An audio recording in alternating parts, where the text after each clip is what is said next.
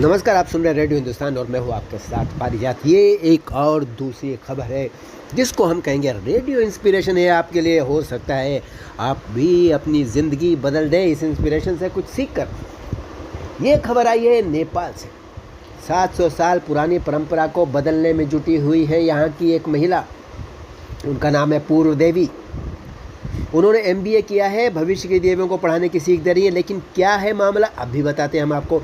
पढ़ाई के अभाव में पूर्व देवियों का संघर्ष देखा तो कुमारी परंपरा में सुधार लाने का संकल्प किया। किसने किया बताते हैं हम आपको। एमिली शामल ये नाम है, जो 2001 में यानी कि ऐसे 21 साल पहले नेपाल के पाटन में 6 साल की थी, तब उनको जीवित देवी बना दिया गया था और वो 4 दिनों तक लगातार रोती रही थी और तब इसको अपशकुन माना गया और उनके आंसू को किसी बड़ी राष्ट्रीय त्रासदी का पूर्वाभास माना गया। लोग कहने लगे अगर देवी रो रही है, 4 दिन तक रो रही है, तो अब देश में कोई बड़ी विपत्ति आने वाली है। उनके रोने के आखिरी दिन यानी जून 2001 को नेपाल के क्राउन प्रिंस ने अपने पिता राजा वीरेंद्र और रानी ऐश्वर्या समेत शाही परिवार के 9 लोगों को गोली मार दी और उनकी हत्या कर दी। जी हाँ, वास्तव में जो 4 दिन वो रोई थी उसका असर हुआ। प्रिंस दीपेंद्र ने बाद में खुद को भी गोली मार ली थी। इस घटना के 2 दशक आज बीत चुके हैं। 2022 चल रहा है। राजधानी काठमांडू से कुछ दूरी पर स्थित प्राचीन शहर में रहती है एमिली श्माल नाम है उनका, और जिनको एक ज़माने में चनिरा बाजराचार्य की देवी के रूप में पूजा जाता था। अब वही पूर्व देवी पूरी तरह सांसारिक मामलों में उलझी हुई युवती बन गई है, यानी कि अब देवी वाली राह उन्होंने छोड़ दी है। हाल में उन्होंने MBA की डिग्री भी ले ली अच्छे खासी पढ़ाई करके, और अब वो फाइनेंशियल फर्म में लोन संबंधी एप्लीकेशंस पर काम करती हैं। लोन ऑफिसर है बैंक में। चनिरा इनका पूरा नाम है।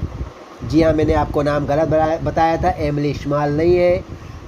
एमिली श्माल वो रिपोर्टर है जो इनकी ये खबर लाई थी। इनका नाम है चनिरा पूर्व देवी, यानी कि इनको देवी, वहाँ पे जो परंपरा है देवी बनाने की, बच्चों को बना दिया जाता है। जीवन भर उनको कुंवारा रहना पड़ता है और उनको कुछ निश्चित जीवन शैली को अपनाने के लिए मजबूर होना पड़ता है। चनिरा की ये कहानी भी इसी तरह से शुरू हुई थी, लेकिन अब वो कहानी बदल गई है और एक प्रेरणा की कहानी में बदल गई है। चनिरा देवी की जिम्मेदारियां संभालते हुए, चनिरा ने देवी बनने की जिम्मेदारी संभालते हुए भी अपनी पढ़ाई की है, पढ़ाई के लिए समय निकाला है। अब वो अपनी तरह ही परंपरा का अनुसरण करने वाली बाकी देवी देवताओं, देवता भी बनाए जाते हैं वहाँ पे, जो लड़के होते हैं, बच्चे होते हैं, उनको पढ़ाई लिखाई के लिए प्रोत्साहित कर रही है। वो कह रही है कि ठीक है, अभी भी देवी बनी हुई है चनिरा, लेकिन उन्होंने पढ़ाई करके MBA की डिग्री ले ली है, लोन ऑफिसर बन गई है और इस तरह वो दूसरों को प्रोत्साहित कर रही है। यानी कि 7 सदियों से, यानी 700 साल से चली आ रही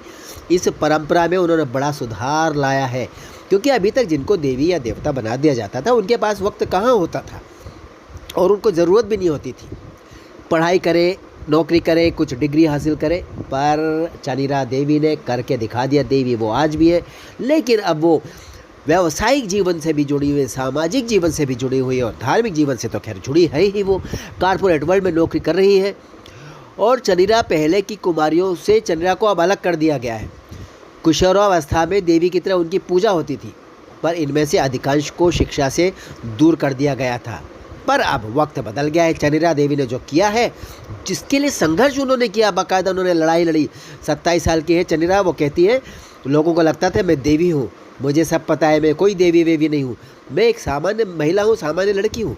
हाँ, सबकी लड़कियों के अंदर देवी होती है, अगर आप उस तरह से मुझे देवी कहेंगे तो मैं मान लूँगी, लेकिन जिस तरह से मुझे अलग ढंग से देवी के रूप में बैठा दिया गया था, मुझे लगता है वो ठीक नहीं है। उन्होंने उससे बगावत की। उन्होंने देवी का मार्ग का अनुसरण तो किया, लेकिन अपनी ज़िंदगी को भी जिया और पढ़ाई की। आज भी एक कमरा देवी वाले रूप वाली तस्वीरों से भरा हुआ है चनिरा का। एक तस्वीर में वो हत्यारे प्रिंस के चाचा ज्ञानेंद्र को निर्भय होकर देख रही है।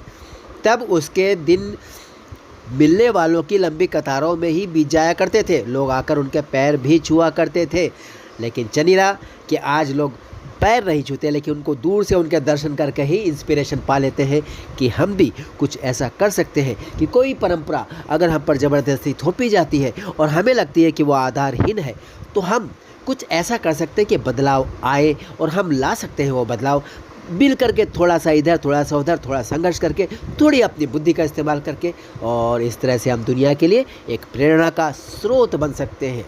चंद्री देवी को सलाम। रेडियो हिंदुस्तान का चलता हूँ हमेशा की तरह, कहूँगा आपसे भूलिएगा नहीं, पानी बचाइए, सबको सिखाइए, पेड़ लगाइए, सबको सिखाइए। नमस्कार।